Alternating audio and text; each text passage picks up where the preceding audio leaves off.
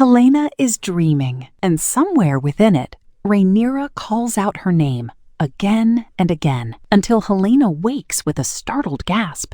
Helena gently asks if there's been any word from Alicent. There hasn't, and none is expected anytime soon. Rhaenyra and Helena speak about dragons and the nature of change. Rhaenyra recalls that as a girl, she longed to fly, but now, riding Syrax, the feeling has become almost too much to bear. She wonders aloud if their father, Viserys, felt the same, turning away from dragons entirely to live a quieter life, unwilling to be transformed by that power. When Rhaenyra insists that having many dragons hasn't changed her, Helena gently questions it. Hasn't it, though? Rhaenyra then presses Helena for answers, visions of Daemon, of the Winter Wolves, of whether Ormond Hightower will be stopped.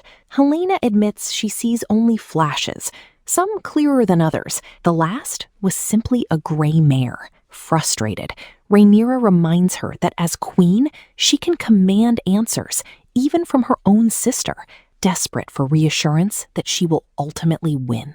At Harrenhal, Alicent has arrived, spinning a story of daring escape from King's Landing, claiming she stayed hidden while Helena was captured, that Aegon is most likely dead, that Aemond is all she has left. The two are intimate.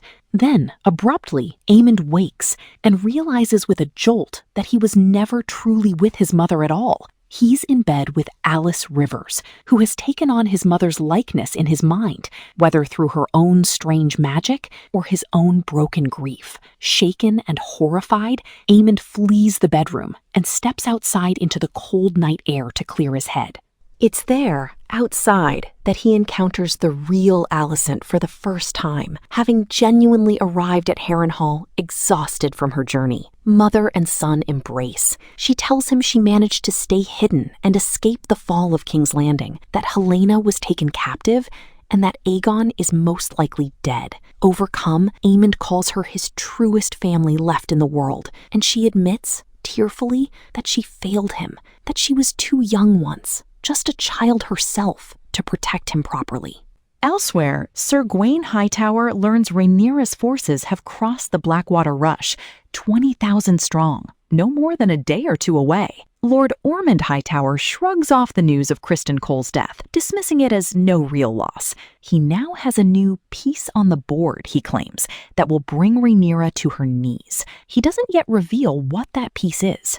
In the Riverlands, Baela confides in Adam of Hull that she feels used, like a tool wielded by Rhaenyra, rather than a person who matters to her. Adam tries to express something more personal, hinting at his own feelings for her, but Baela misunderstands entirely, assuming he means her budding relationship with his brother, Alan, instead. The real meaning behind his words goes unspoken and unnoticed. In the captured town of Tumbleton, Lord Ormond Hightower holds a very different prisoner, Lord Corlys Velaryon, seized as leverage. Over a mocking, almost ceremonial meal, Ormond muses about diet and indulgence, while Corlys needles him about whether this is meant to be a last supper before execution. Ormond clarifies he has no intention of ransoming Corlys back to Rhaenyra, who wouldn't bargain for him anyway. Instead, holding the old sea snake hostage is meant to threaten the Valyrian fleet at Driftmark, hoping fear for their captured lord will keep Corlys's own men from marching to King's Landing's aid. As a brutal warning of how serious he is, Ormond has Corlys's severed finger sent directly to Rhaenyra. Ormond keeps his true plans hidden, even from his own allies. Young Daeron and Gwaine remain shut out, visibly frustrated by how little they're told, unaware of just how deep and far his scheming already runs.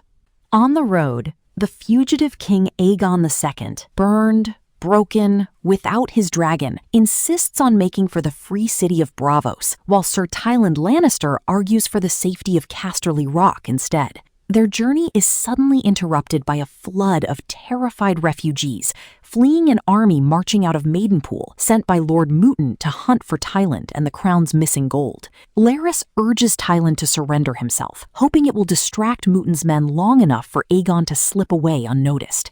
Tyland refuses, insisting Aegon come with him and ride hard for safety instead. But Aegon stuns them both. He refuses to run at all. He will not let history remember him as a coward who died in hiding, murdered by his own brother's lie. He chooses to make his final stand as a king, blade in hand, whatever the cost. Tyland, moved, chooses to stay and die beside him. Larys, however, calls himself a cripple with nothing to offer in a fight, and quietly slips away instead, choosing to survive and preserve the king's memory through story rather than face the coming battle. In the Riverlands, Daemon finally catches up to his daughter Rhaena, riding Sheepstealer, and begs her again to remain hidden or throw herself on Rhaenyra's mercy. Rhaena refuses. She can't keep living cut off from everyone who loves her. But word of Sheepstealer's rider has already reached the queen. Rhaenyra on Syrax and Adam of Hull on Seasmoke arrive just as the standoff turns dangerous. Daemon urges Rhaena to abandon her dragon and flee on foot instead of risking flight. Adam chasing after her dropped belongings, Sheepstealer cornered and enraged. As Rhaenyra and Rhaena flee together on Syrax, Rhaena watches in horror as her own dragon is savagely torn at by the others. Sensing the fight has gone too far, Daemon sends Adam to escort the queen and Rhaena safely back to King's Landing, staying behind alone with Caraxes to finish driving Sheepstealer off. Badly wounded, the wild dragon finally drags itself away, crying out, and notably, Daemon does not order his own dragon to finish it. Elsewhere, Mysaria, now positioning herself as an unofficial voice for the common people, meets with brothel owner Madame Sylvie to discuss the growing unrest and violence in the city's streets. Sylvie accuses Mysaria of having changed, of playing at being a champion for the poor while dressed in silks and courting royal favor. Stung, Mysaria dismisses her, and Sylvie leaves with a bitter parting shot. Within these palace walls, a whore will always be seen as nothing more than a whore. Later, Alicent visits Aemond privately at Harrenhal, bringing him spiced wine, the same comfort she once gave him as a child too frightened to sleep. Aemond confesses that he tried to kill his own brother, Aegon. Alicent tells him, quietly, that she already knew. What Aemond doesn't realize is that his mother's true purpose in coming here was never simple reconciliation. Believing it would spare her daughter Helaena from the danger he represents, Alicent has poisoned the wine. Aemond drinks it, trusting in his mother's love. Soon after, he collapses at Alice's feet. "Idiot," she mutters, as Alicent flees Harrenhal, her son's fate left uncertain. In a quiet, unsettling exchange, Lord Ormond secretly meets again with the discontented dragon rider Ulf the White. Not for the first time, Ormond offers him the small holding of Honeyhold, then dramatically raises the stakes to Driftmark itself, and the title Lord of the Tides. Land and power Ormond has no real authority to grant, but Ulf, starved for respect and freedom after years of mistreatment under Rhaenyra and Daemon, is fully persuaded. His smile, by the end, is as hungry and dangerous as any dragon's.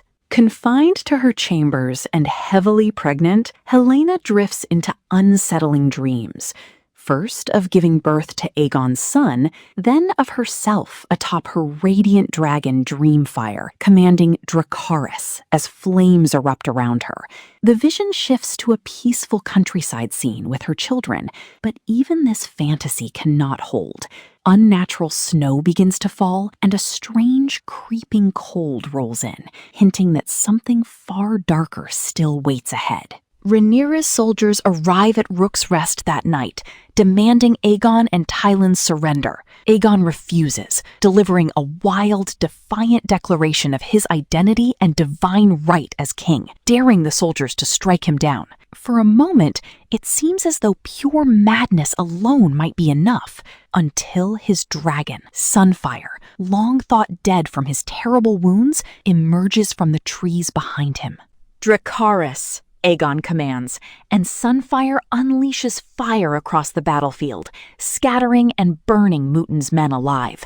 Aegon, half mad with vindication, cackles with laughter as his enemies flee and burn, for once standing his ground instead of running, brave in a way no one expected of him. Back in King's Landing, Rhaenyra confronts Mysaria for subtly working to turn her against Daemon, openly admitting that her husband wasn't conspiring against her at all. He was simply a father trying to protect his daughter. Sensing the moment, Mysaria shifts tactics and begins comforting her instead of defending herself. Despite everything, Rhaenyra can't resist her pull, and the two fall into bed together, a moment of comfort that is also unmistakably a dangerous distraction from the war closing in around her on every side.